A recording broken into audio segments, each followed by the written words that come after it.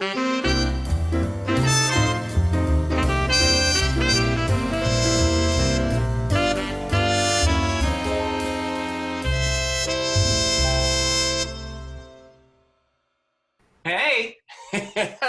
it's Meet the Biz time.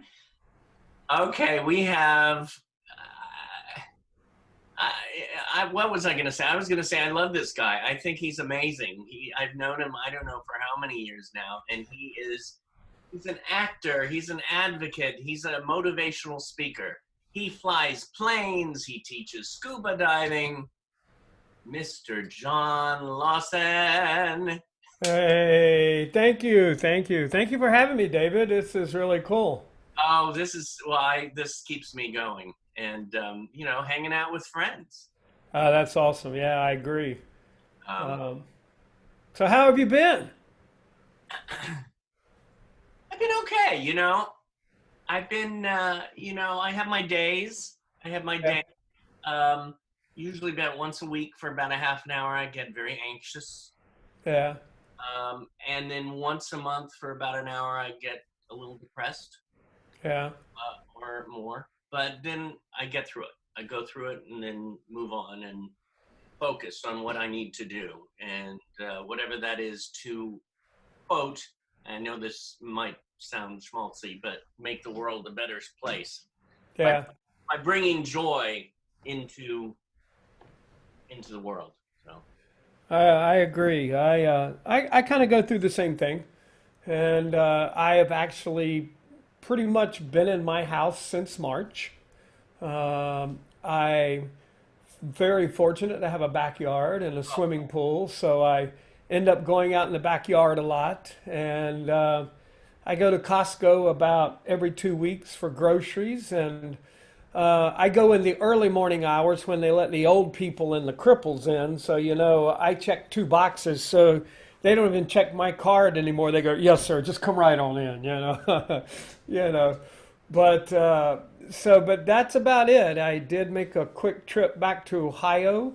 Um, my daughter got a big promotion with her job and went back to help her pack up, and she and her husband, and kind of get their house ready to put on the market. And felt probably safer flying than I feel in Costco, to be honest with you. ah, Um, I I've been flying Southwest for 10 or 15 years. Ever since I lived back east and would fly out here to do television or film, Southwest always sort of had the best rates and the best deals and the best time when I wanted to fly. So I've been with Southwest for a long time, and they're the only airline that is still not selling center seats. So I flew from LAX to Chicago, and I had a whole row to myself. There was nobody in the row in front of me, nobody in the row behind me, and across the aisle, the two rows over there were completely empty. So, I mean, it wasn't that full of a flight, but everybody wore masks, and if they kept them down too long, the flight attendants came by, and you could see them. I had my headphones on, but you could see them, asking people to put their masks back on, and it was really a great flight. Same thing flying back from Cincinnati to LAX, and I kind of went on early morning flights and late night flights, so that probably helped. But other than that, yeah, it's just been the backyard and Costco. well, it's nice you have a backyard. What about getting one of those services that will pick up food from Costco for you? I've thought about it, but you know what? I need that little bit of time just to get out of the house on my own. And, I have a convertible, and I love my convertible, and it gives me a few minutes just to. I don't live that far from Costco, but it gives me a few minutes in the early morning hours. I can put the top down and let the wind blow through what hair I have left. So, it becomes quite the little Zen moment. I get some old 60s and 70s classic rock playing on there with the top down and pull into Costco, put on my mask, and go get what I need and get out and drive home. Like So, a meditation to get in that car, and that's one of the things that I've done over the this time too is taken a friend of mine has made a lemon meringue pie, homemade. Yeah. She lives like 40 minutes away. So my trip was to drive there, see her for 5 minutes, social distancing, and then I drive back. And just that drive is like, ah, Yeah. get out of Well, there. it was interesting. I did make a trip over to Burbank in the very early, maybe March or April. A really good friend of mine lives in Burbank, and you probably know her, Patricia Darbo. Yes. And I called Patricia and said, "Hey, I'm going to Costco. Do you want anything?" And she goes, "Oh my gosh, we haven't been out. Roth and I are home, and if you would, if you would stop and get me a couple things." So I did, and I, shopped for her and Roth, and was driving it over to her house to Burbank, and I live up in Northridge. So I got on the 118 to get over on the 5, and it was so wild. I guess it'd been a month or 6 weeks or more, that I had not been on the interstate. I'd driven on surface roads close to my house, just going to Costco in Northridge and Woodland Hills or wherever. And I had this really, and I've been driving for a long time, moment of anxiety of going, oh my gosh, I'm on the interstate. Everybody's going 80 miles an hour. And it took, I regained my composure, and I drive fast. I drive like everybody else in LA. I drive like a bat out of hell. And, but there was that moment that I had not been on an interstate for so long that I was almost to the point that I forgot how to drive on an interstate. And that was such a wild awakening for me. I'm going, okay, I got to get out more. Oh my God. Right. So, but yeah, other than that, it's just been, right around town. Maybe a quick run to Rouse and to Costco, and that's it. Now, though, when you're in the house for most of the time, you're creating. You're doing stuff. It's been crazy. Back in March, a friend of mine,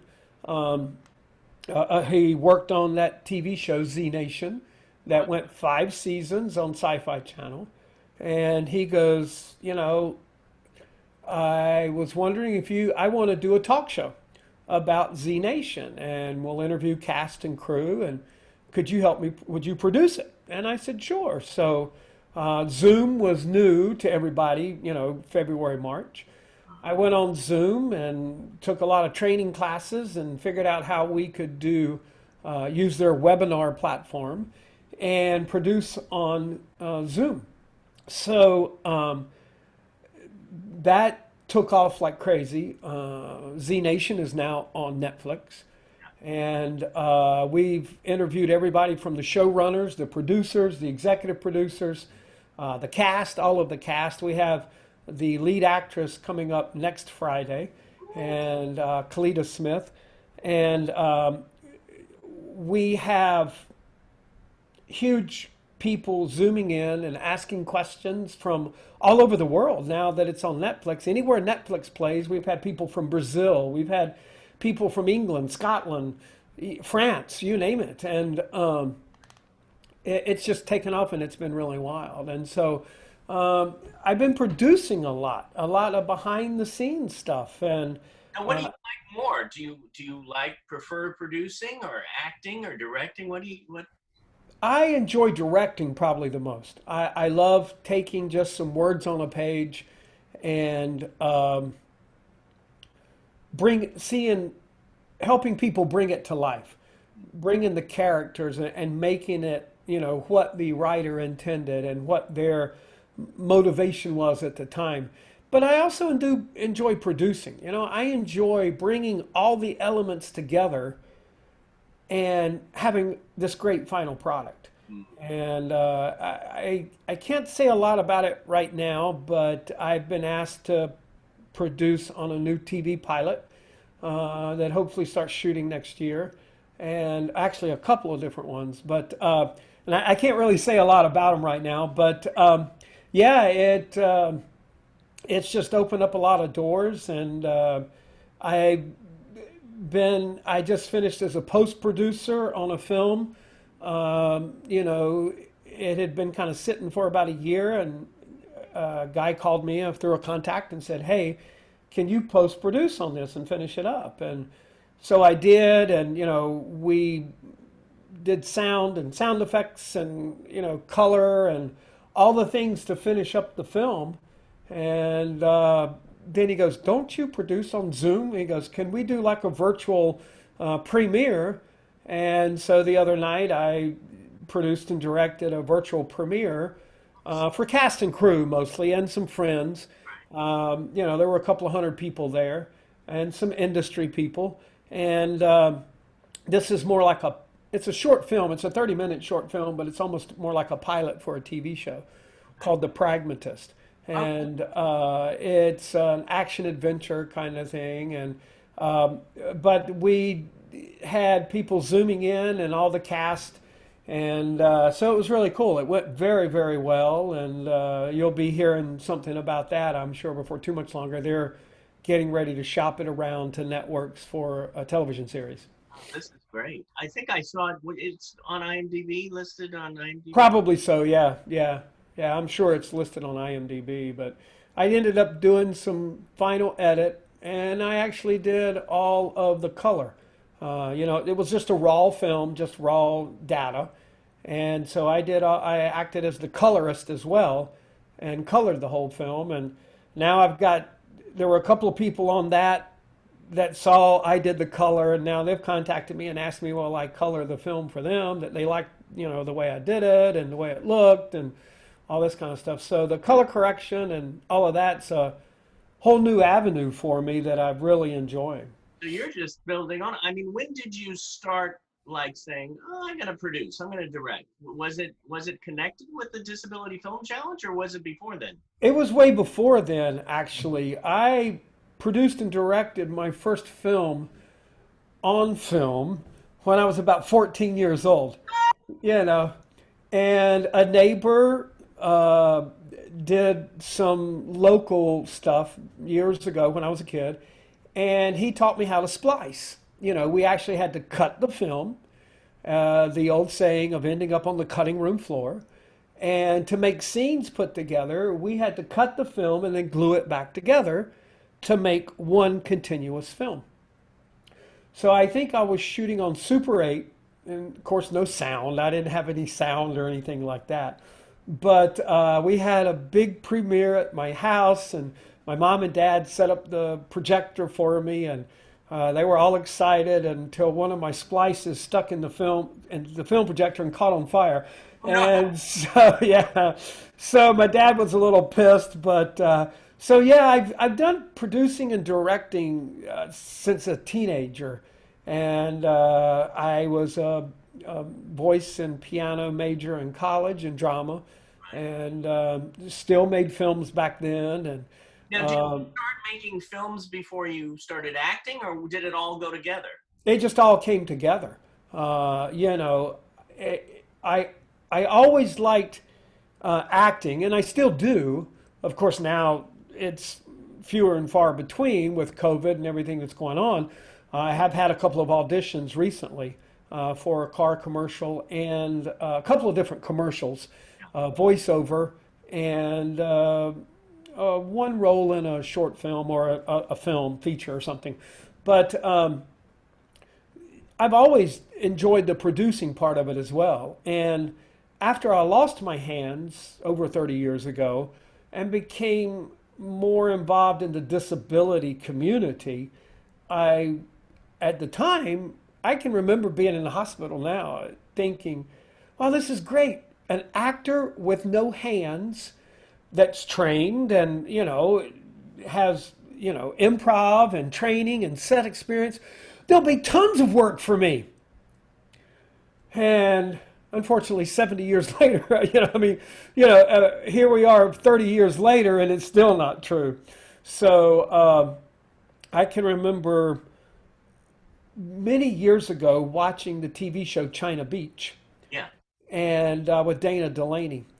And Harold Russell, who was a double amputee, did The Best Years of Our Lives, and he played her grandfather in an episode.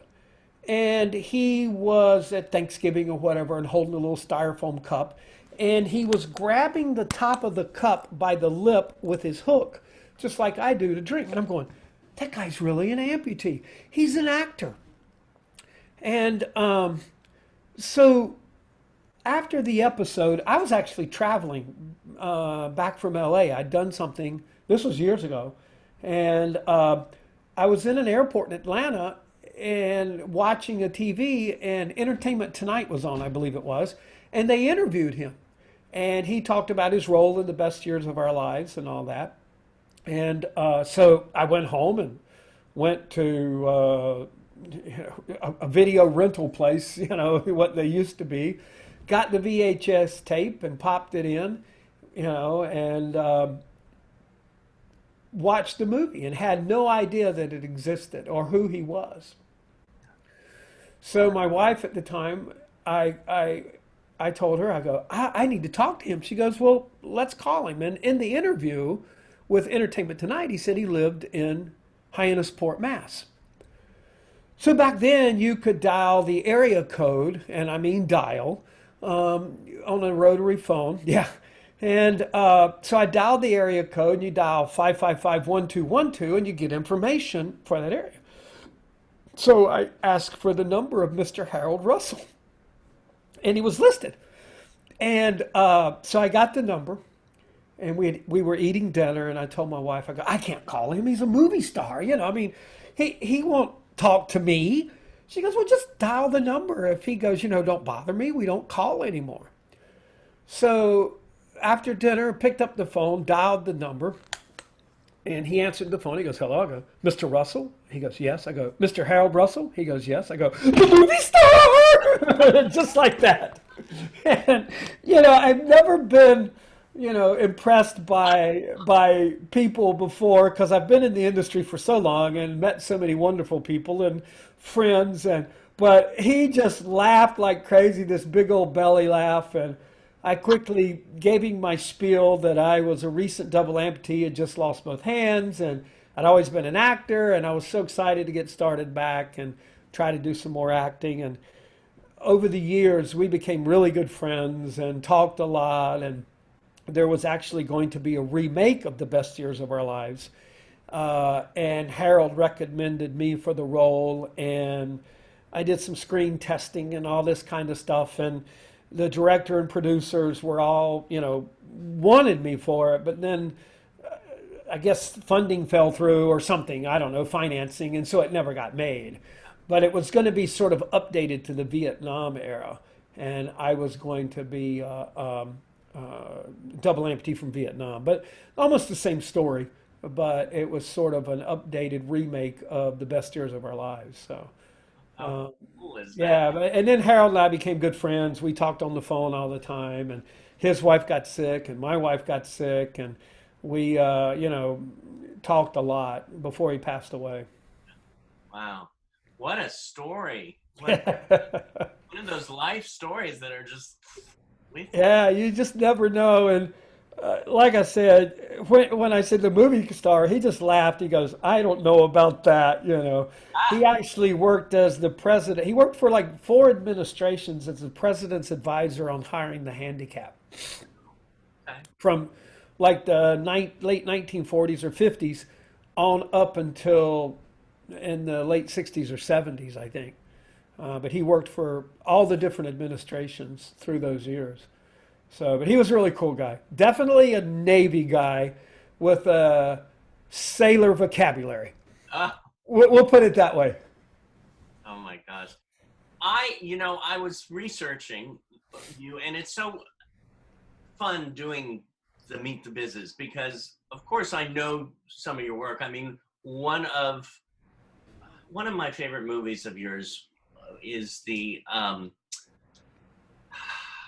is that wonderful movie GN Dragon. Oh yeah, yeah, yeah.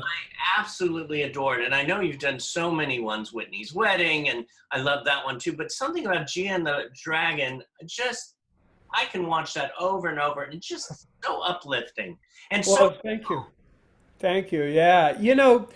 Another interesting story is that I had originally cast a little girl to be in that, and about 2 weeks or 3 weeks before we were supposed to start shooting, maybe a little further out, a month or so, her parents emailed me and said, you know, we totally forgot that we're going back east for a wedding, and so she won't be here. So I didn't have anybody for my lead role. I'd Did, already talked to Parvish how close was it to the shoot? about a month out, maybe, you know, maybe somewhere along in there. And they go, we're so sorry. And I had located, she was with Gail. And anyway, so Gail goes, well, I don't have anybody else that I can think of, you know, that was smaller, younger. I wanted a younger girl, wheelchair user. So I went to the Abilities Expo at the LA Convention Center because my friend Toby was, you know, working with one of the van companies or something, whatever. So my friend Adam, my DP, and I just went to go support him and the other people that were there.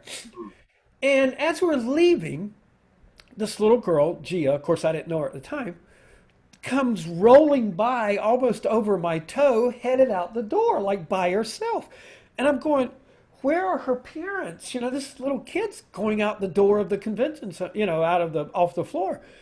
And you know, I'm looking around and she was so cute. And I went, hey, how are you? And she goes, hi, how are you? And just kept right on rolling by, you know, and was so adorable. And I turned to Adam and I said, that's the kid I want in my movie. And I'm going, where are her parents? And finally I saw her dad. He was sort of, you know, looking at his phone, but he was watching her, but giving her some space, you know, and he was keeping an eye. And I go, I need to go talk. That must be her dad. And Adam goes, you can't go talk to him and tell him you want to put his daughter in a movie. I go, sure I can, you know. So I walked up, explained who I was, and told him I was doing the Easter Seals Disability Film Challenge. And I saw his daughter, and she would be perfect for this role, for this film that I was planning.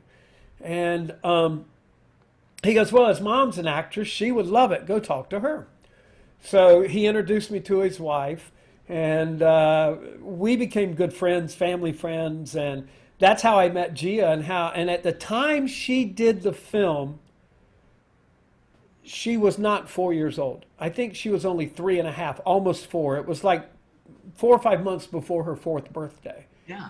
And Parvish Chenna is a good friend, and I'd asked him to be in the film. And so anyway, it all came about and all came together. And what was interesting, because of the previous film I did, I had CNN did a story, and Diana Jordan, myself, went on CNN, and Nick Novicki, and did some interviews and stuff. So CNN asked, could they send a reporter to follow me and my film crew making the film that year with Gia and Dragon? So the long story short, Adam was supposed to work on another film and it didn't come about. He goes, do you want some help? And I go, sure. Well, my original DP that was working, so I had camera A and camera B units, plus I had the CNN camera crew there, plus Easter Seals had their videographer there to film me with CNN filming us. So knowing that CNN was going to be there and run this and air it on CNN, I not only wanted to show disability in front of the camera with Gia and everyone else, but disability behind the camera, besides myself being a director with a disability. Right. So I called up Kaylee Versfeld, who's been in a couple of my films, and Shell and her mom, and I said, I was wondering if Kaylee would like to work behind the camera for me on this film, because she'd been in the film previous, and told her why. I said, you know, I would like for her to work the slate, you know, to slate, because I know that's an iconic picture that CNN will show, Yeah. you know, as we're getting ready to start. And she goes, yeah, I think that'd be great. And Kaylee loved it, and she did a great job. And so she's worked on a couple of other films in front of and behind the camera for me. So we had quite the crew with disability as well, because I wanted CNN's piece to see that disability not only can be in front of the camera, but behind the camera as well. So that was a really good shoot. Of course, we shot it all in one day. and edited, and it's been around the world in, I don't know, 50, 60 different festivals all around the world. Wow. So it's a really cool film. It's interesting too. It's such a lesson to directors, and anybody in the arts, of how to really look at the whole what's going on. Okay, there you have the CNN cameras, you have these cameras, the Easter seals.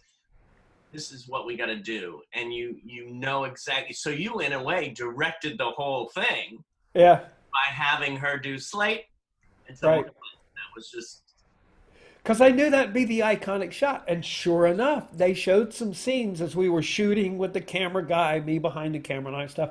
But the iconic shot was Kaylee in front slating. wow. And so, yeah, it was quite the set that we had with all these different camera crews going at the same time. And I had from being in the industry for so long, I've had I think Jason Brown, who is an Ohio friend, but is a big time first AD. I mean, you look him up, and he's worked on probably 100 different television shows as a first AD. You know, running on the show. Drunk History was one of the last ones he worked on, Oh my God, I and don't. he's been the first AD on that, I think, since the beginning. And we're good friends, and I'd ask him, "Hey, will you come be my first AD and run set? Because this is all going to be going on." And just a wonderful guy who kept us right on what we needed done. So we got all the shots that we needed and stayed true to the script and got all of our turnarounds. So I was very lucky to have somebody with a lot of experience who was one of the most wonderful humans on set. And actually, Jason worked on the pilot of Speechless. And he called me because he knows of my disability advocacy and said, "John, well, I'm working on this pilot. You've got to be here. I've got to get you on set." And so, anyway, he talked to the second AD. So I went and worked background on Speechless for their pilot, which I actually didn't get in the shot. The way they ended up cutting it was all tight. But it was where he was going to meet his first person that was going to be his vocal. But anyway, it was so cool. They set me up just specifically to be in the shot, but then they ended up using a closer shot. But so it was kind of cool. I got to meet, sorry about that. No, that's okay. I got to meet, how do I turn this thing off? I thought I did. I usually throw mine against the wall. Yeah, that's what I should have done. I thought I had it off. I apologize. No, that's okay. Mine does that too. I did it with Dee Wallace, and she was like, "Rule number one." Dee. Yeah. You forgot to tell me. Make sure you turn off all cell phones and any device that makes a noise. Anyway, so there, I got to meet Micah Fowler, and a couple of years later, a few years later, we were doing the next Disability Film Challenge, and he and I were at an event, and he came up to me. He goes, "Are you doing a film this year?" And I go, "Yeah, yeah." He goes, "Can I be in it?" I said, "Sure, I'll take a lead actor with an ABC hit TV show to be in my Disability Film Challenge." And so Micah came in, and of course, Connor Haney did a great script, and we did this sci-fi, where his wheelchair could make him go back in time, and my good friend Patricia Darbo. That cast came together the same way. Patricia called me and she goes, "Are you doing a film this year? Can I be in it?" I go, "Sure, I'll take a multiple Emmy-winning actress to be in my little short film." So we cast Patricia, and it turned out to be one of the greatest little comedy films that I've done in a long time. Oh, yeah, it was, and with Miss Brewer in it. Oh yeah, and of course I had to bring Jamie. Jamie's did my first film years ago, Whitney's Wedding, and that film went around the world. I think it was in close to 100 film festivals. It won Best International Film in Sydney, Australia, and we got to go to Australia. I have a question about getting it out there because, for example, a lot of the students of Performing Arts Studio West and Meet the Biz have submitted films, and this was the first year that I actually produced a film for the for Disability Film Challenge, Right. Honey Bunny. Yeah, So, yeah. so now we have this film. Which How I watched a couple of times. I just want you to know. you? It was, of course, because of you. Nothing to do with the actors that were in there that I happen to know very well. Of course, yeah, right. But right, and everybody else involved.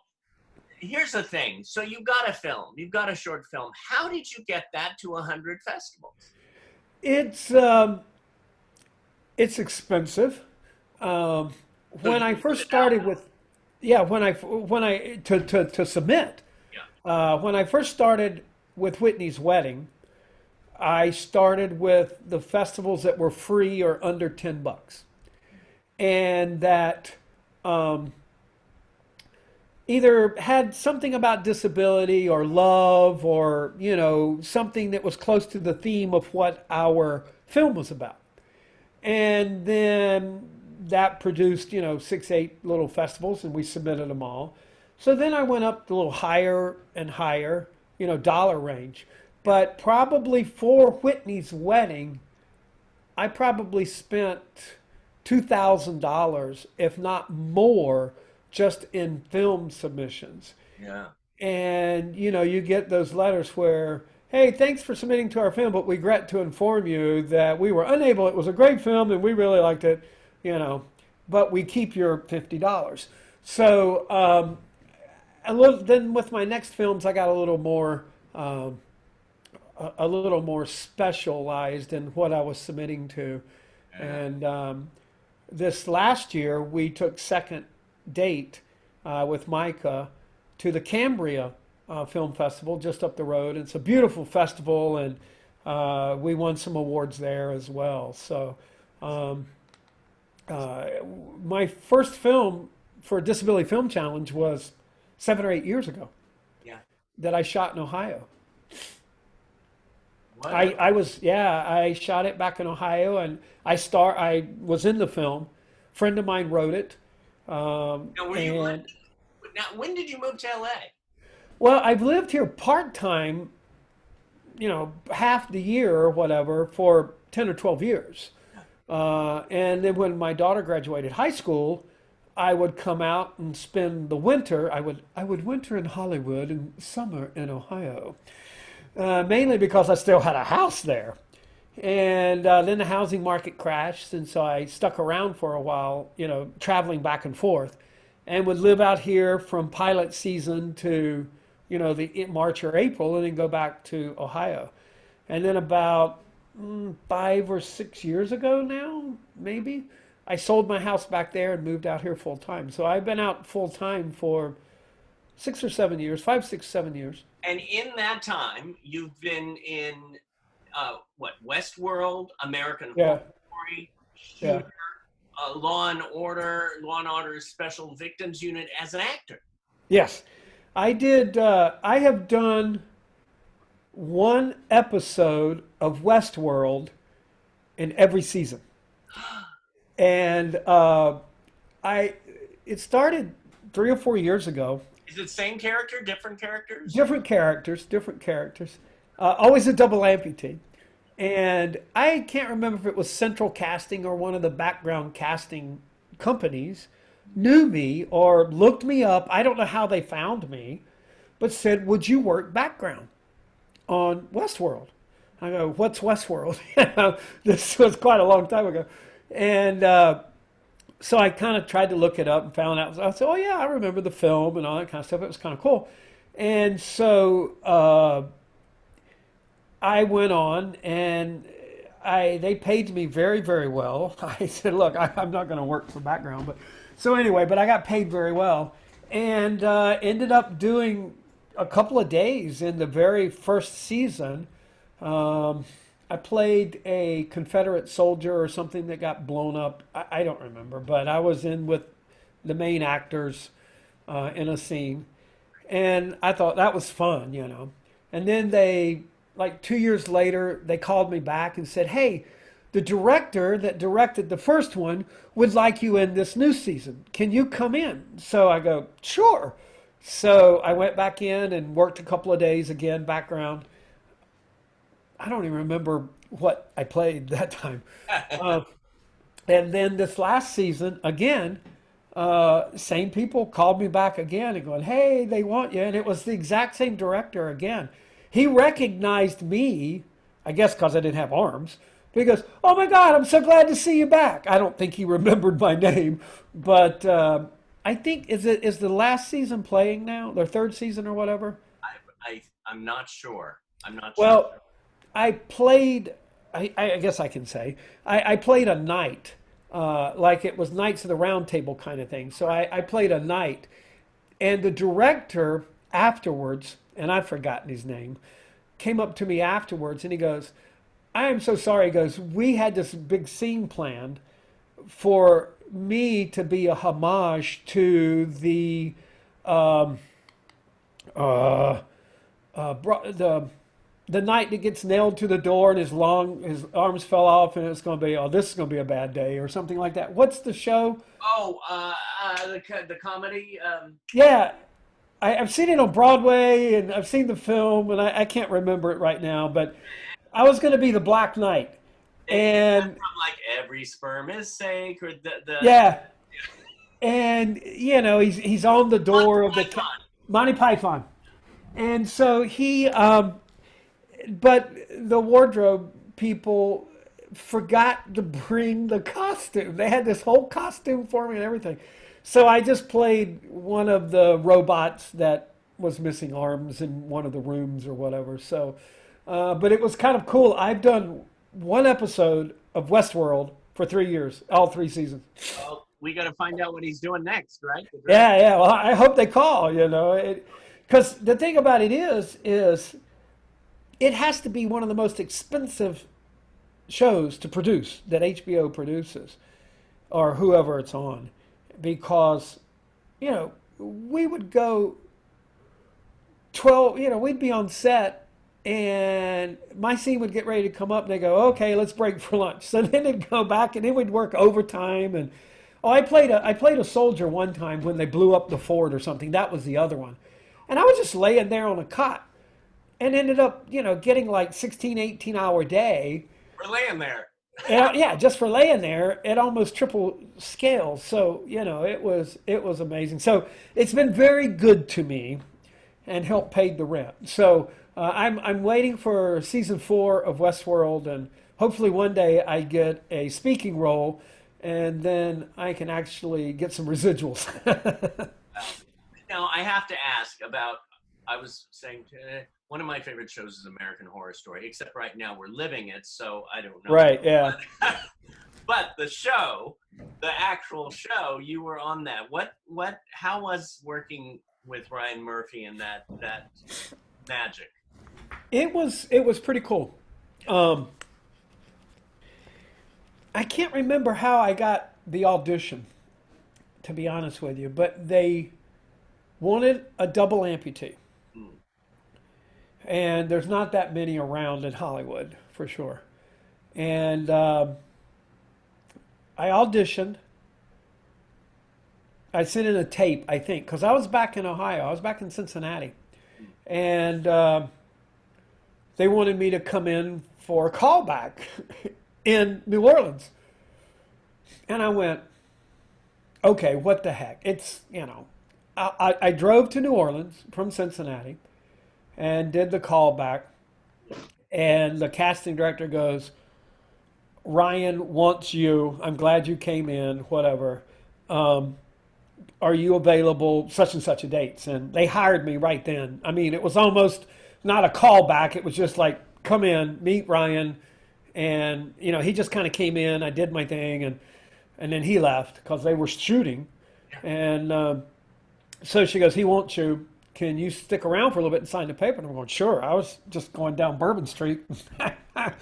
So I spent 2 or 3 days in New Orleans just as a vacation, got the job, drove back to Cincinnati, and they were shooting. It got delayed, and it was like right before Thanksgiving Yeah.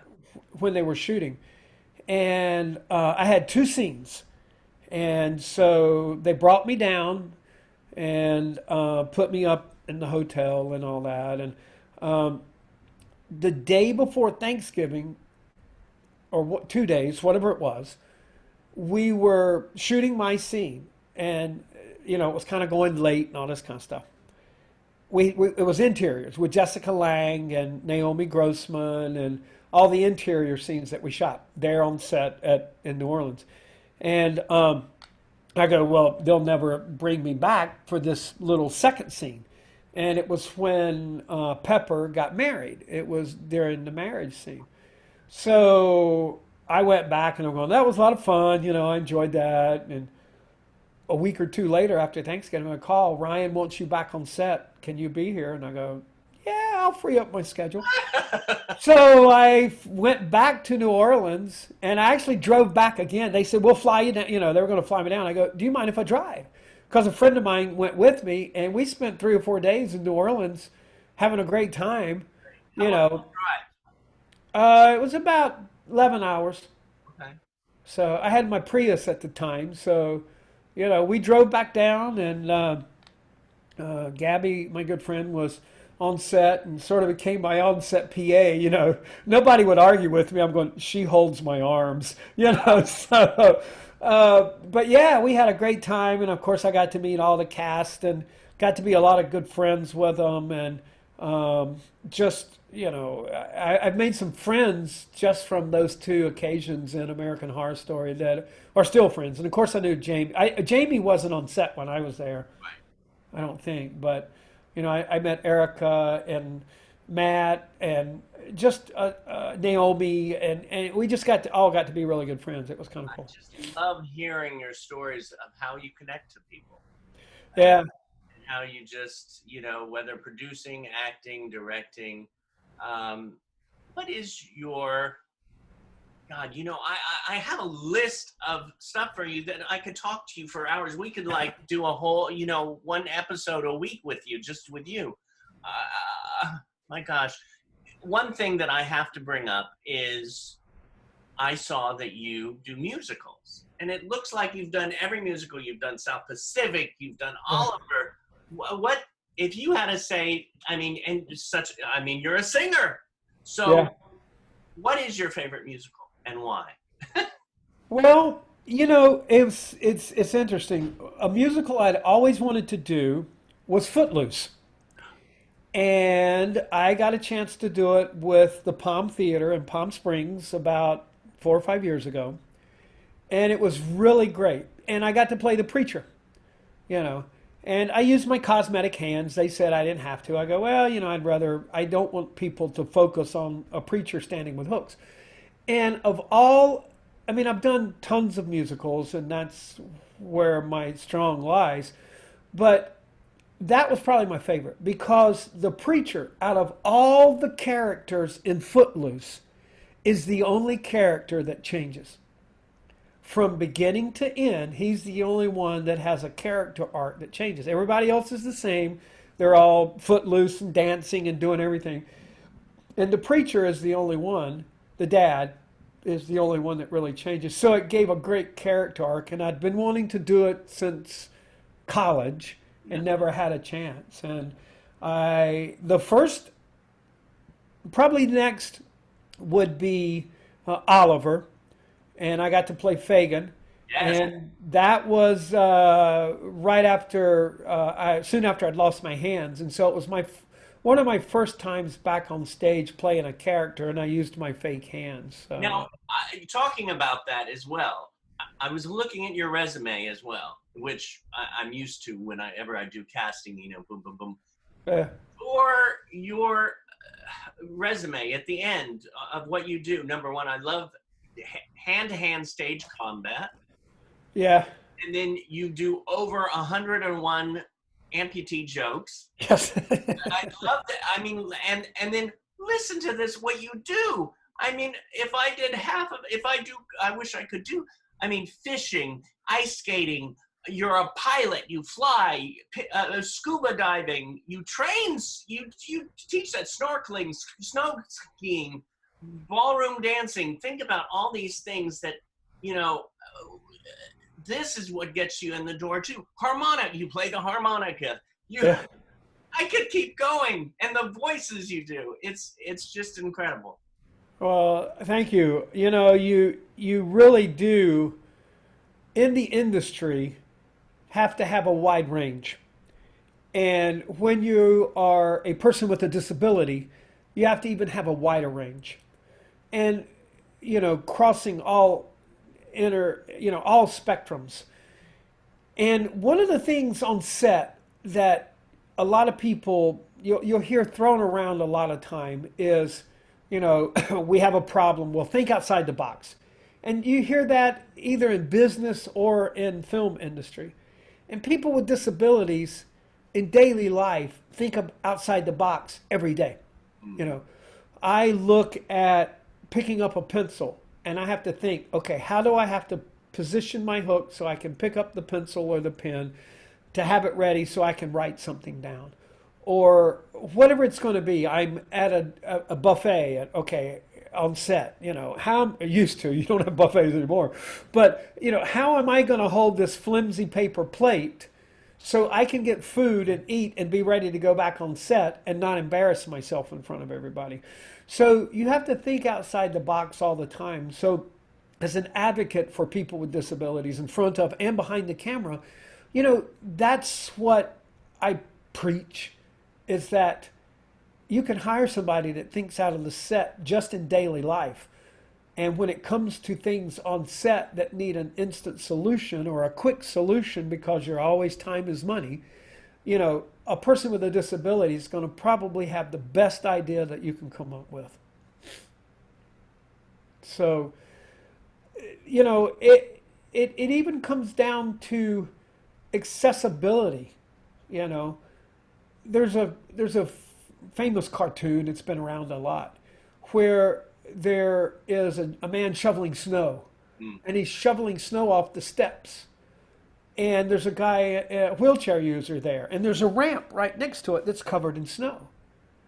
And the caption is, if you clear the ramp, we all can use it. If you just clear the steps, I can't. Or something to that effect. And that's so true. Accessibility issues that might make a film set accessible for people with disabilities, whether it be a ramp or whatever, it also makes it easier for people that have two good legs. So when you think about accessibility in those terms, it's not something special that you have to do for an actor or a crew person with a disability. So it's something that can make it beneficial and easier for everybody. One more question. What to you is your biggest accomplishment in life? Wow. I'd have to say my biggest accomplishment in life is raising two great kids. This recent stuff on Facebook, Daughter Day, Son Day.